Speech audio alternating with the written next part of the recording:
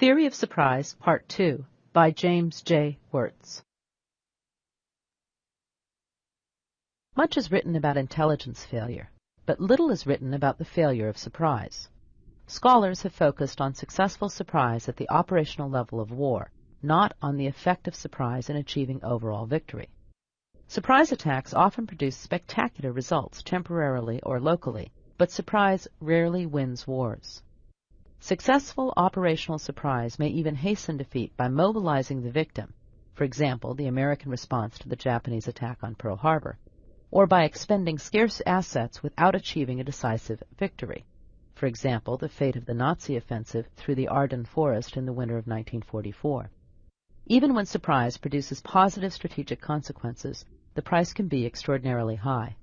The shock of the Tet attacks, or the Egyptian surprise attack at the outset of the 1973 Yom Kippur War, can be said to have produced victory in the very important sense that they altered the political balance between the combatants. But from the North Vietnamese or Egyptian perspective, events on the battlefield did not unfold according to plan. In that sense, the shock of surprise itself, not the temporary suspension of war's dialectic, helped to deliver victory. But this political shock effect is rare, and in the previously mentioned cases it was an unanticipated, albeit not unwelcome, positive effect produced by a failed military attack. Because they can alter the political balance in a conflict, the consequences of surprise are often unanticipated and unintended by the side launching the initiative. If surprise is an immediate force multiplier, then over time it can act as a resistance multiplier. The side that achieves surprise may reach the culminating point of attack, thereby achieving some fantastic local victory without ever reaching the culminating point of victory, thereby hastening its defeat in war. Surprise attacks often fail disastrously because the side undertaking the initiative miscalculates in several ways. Those contemplating surprise might correctly estimate that surprise is needed to achieve their military objectives, only to find that a successful surprise attack undermines the political or moral basis of their campaign. The Japanese attack on Pearl Harbor was a military tour de force, a feat of professional skill that will be remembered for 1,000 years. But the successful surprise attack was a political disaster for Japan because it eliminated the basis of its grand strategy in the Pacific, a casualty-averse American public that would negotiate rather than fight over relatively unknown and unwanted territory. The Japanese failed to understand that the military force multiplier they needed to succeed, surprise, would destroy the political basis of their quest for empire. Those launching an attack often fail to understand that surprise can maximize the impact of a specific blow, but that even the most successful surprise attack needs to be integrated into an overall strategy to win the war. Surprise can worsen the weaker side's position once the dialectic of war is reestablished, because it can elicit a heightened response from the stronger victim. Successful surprise can make it impossible for the attacker to reach the culminating point of victory in war because it causes the more powerful victim to engage fully in battle. Failures also occur because of a mismatch between the weaker side's objectives and the degree, duration, or scope of the paralysis induced in the stronger opponent. The attacker might achieve surprise, but not across a large enough front or for a sufficient enough time, allowing the opponent to muster its superior forces to crush the attack. Indeed, when the effects of surprise begin to dissipate, the weaker side risks being caught overextended without the combat power needed to manage even a decent fighting withdrawal. This is what happened in the Nazi counterattack through the Ardennes forest. Nazi forces achieved surprise and punched through the Allied line, but the Allies had sufficient forces to absorb the attack and launch their own counterattack against the exposed Nazi flanks and lines of communication. If surprise is not linked to some sort of knockout blow or an overall strategy to win the conflict, it often worsens the weaker party's position and accelerates its loss of the war. The failure of surprise is related to Handel's risk paradox in the sense that it vindicates the stronger side's judgment that a possible operation is extraordinarily risky or simply irrational. It made no sense for the Japanese to attack Pearl Harbor because they lacked the resources to defeat the United States. The sneak attack on 7 December simply guaranteed that superior American resources would be brought to bear against them. Even aided by the element of surprise, operations that appear harebrained ex ante can actually turn out to be harebrained. The analysts who predicted in SNIE 85362 that the Soviets would not place missiles in Cuba because it would be too dangerous stated in the aftermath of the Cuban Missile Crisis that their analysis was at least partially vindicated by events. In other words, the Soviets should not have placed missiles in Cuba because the gambit risked superpower war for what were at best marginal benefits. CIA analysts were not alone in this judgment. When Secretary of State Dean Rusk called on Soviet Ambassador Anatoly Dobrinin to inform him that the United States had detected missiles in Cuba, he surprised the Soviet official with the news. Dobrinin had not been privy to the decisions made in Moscow. Rusk stated informally that it was incomprehensible to him how leaders in Moscow could make such a gross error of judgment about what was acceptable to the United States. Years later, he noted that Dobrinin was so shaken by the news that he aged 10 years right before his eyes. Surprise fails because it leads the weaker side in the conflict to reach for goals that are truly beyond their grasp, or to forget that when the effects of surprise dissipate, the dialectic of war returns with a vengeance.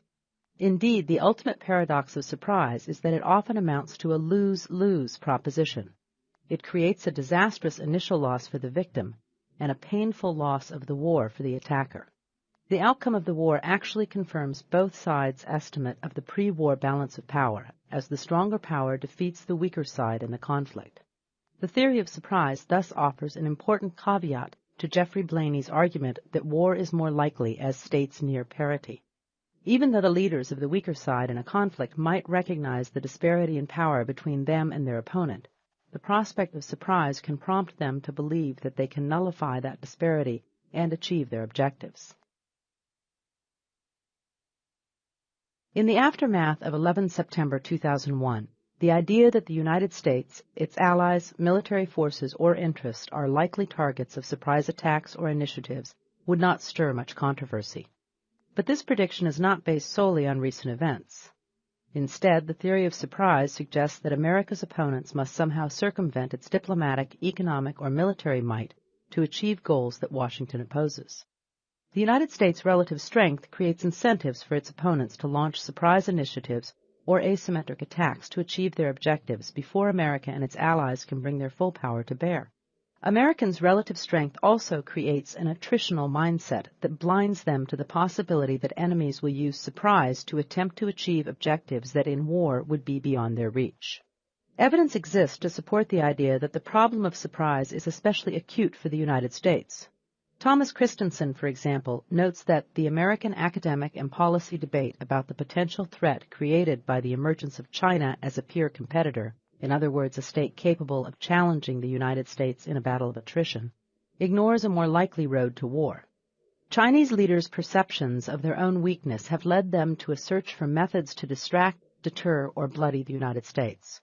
What is particularly chilling is that the thinking emerging in China is eerily similar to Japanese strategy on the eve of Pearl Harbor. A casualty-averse America will seek a negotiated settlement following some military setback. The fact that many American observers fail to realize that China might gamble on surprise rather than work for decades to match U.S. military capabilities also is disturbing. Additionally, al-Qaeda's recent success in the skies over New York and Washington demonstrates that terrorists, fanatics, or syndicates might find the element of surprise attractive because it affords them a way to attack an infinitely more powerful United States. As the information and communication revolution continues to empower individuals, the U.S. intelligence community now has to worry that non-state actors will attempt to capitalize on surprise to achieve their objectives. The stage is set for surprise to occur. Michael Handel was a pessimist when it came to the future of surprise, agreeing with his colleague Richard Betts that intelligence failures are inevitable. Handel came to this conclusion in his early writings, and the advent of advanced data processing and reconnaissance capabilities did little to alter his judgment. Indeed, what is especially vexing to Handel, Betts, and a host of other scholars is that victims of surprise often had a chance to avert disaster, but cognitive, bureaucratic, or political constraints, or pathologies, prevented them from capitalizing on these opportunities. Accurate signals of impending attack generally can be discovered in the intelligence pipeline after surprise occurs. Some people even manage to recognize these signals. Intelligence dissenters, individuals who swim against the analytical or policy tide, often issue accurate warnings before disaster strikes, only to be ignored by fellow intelligence analysts or policymakers. Prior to the Tet Offensive, for instance, civilian analysts in Saigon developed an accurate estimate of North Vietnamese and Viet Cong intentions, only to have their analysis dismissed as far-fetched by analysts at the headquarters of the Central Intelligence Agency. Occasionally, intelligence analysts might even get things right. U.S. intelligence analysts surprised the Japanese Navy at Midway. But the American miracle at Midway was made possible by the American disaster at Pearl Harbor. According to Handel, quote, "Arrogance and a sense of invincibility blinded the Japanese, who did not consider their opponent worthy of much attention. On the other hand, the Americans, who had been humbled early in the war and who lacked both confidence in ships, knew that learning as much as possible about their enemy was imperative. There is no stronger incentive to encourage the appreciation of intelligence than fear and weakness, whether actual or perceived. Conversely, victory and power reduce one's motivation to learn about the enemy, thus bringing about the conditions that may eventually cause defeat." Close quote. What changed in the months following Pearl Harbor was that the Japanese had adopted the attritional mindset characteristic of the strong, while U.S. analysts and officers recognized that they needed force multipliers to overcome their disadvantage in numbers, equipment, morale, and experience. The American experience at Midway thus offers some insights into possible ways of avoiding future surprise that American policymakers and analysts might use to great benefit. The outcome of the Battle of Midway raises an important question. Why did the same analysts and intelligence organizations fail so badly in their task prior to Pearl Harbor, yet succeed so well in its aftermath? Was it war alone that concentrated their minds? In the past, most observers have identified cognitive, bureaucratic, or political problems as a source of intelligence failure.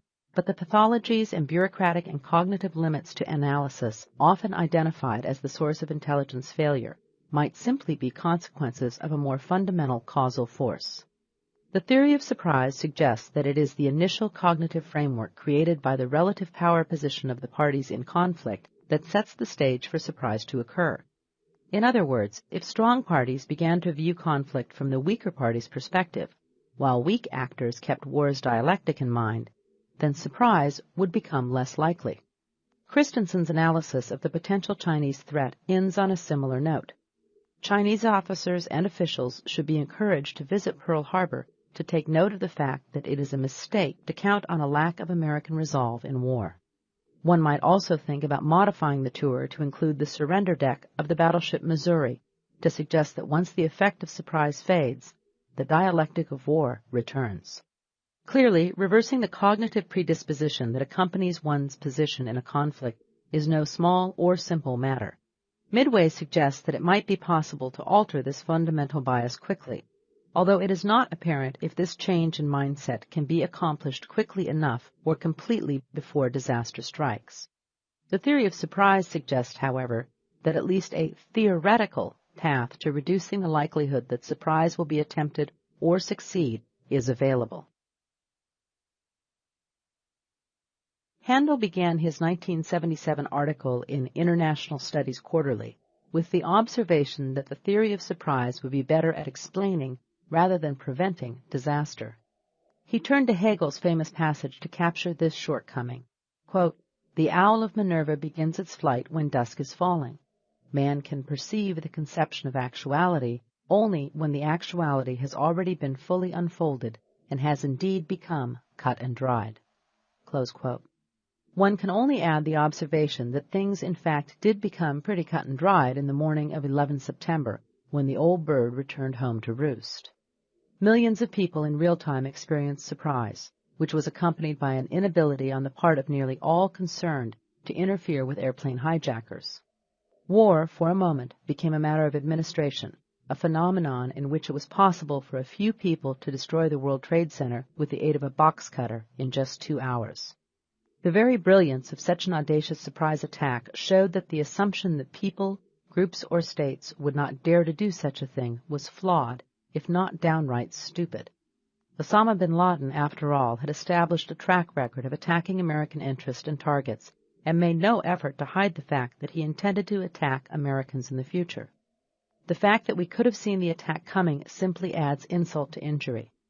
Handel would of course suggest that this sort of thing is inevitable, that this is what it means to be a victim of surprise. It is too much to expect that surprise can be prevented in the future, but the theory of surprise can identify when it is likely to occur, who is likely to find the element of surprise attractive as a basis of policy or strategy, and who is likely to be its victim. It also explains why the beginning of the end for al-Qaeda came when the first New Yorker noticed an aircraft heading toward the World Trade Center. The trick now lies in making operational use of the theory of surprise.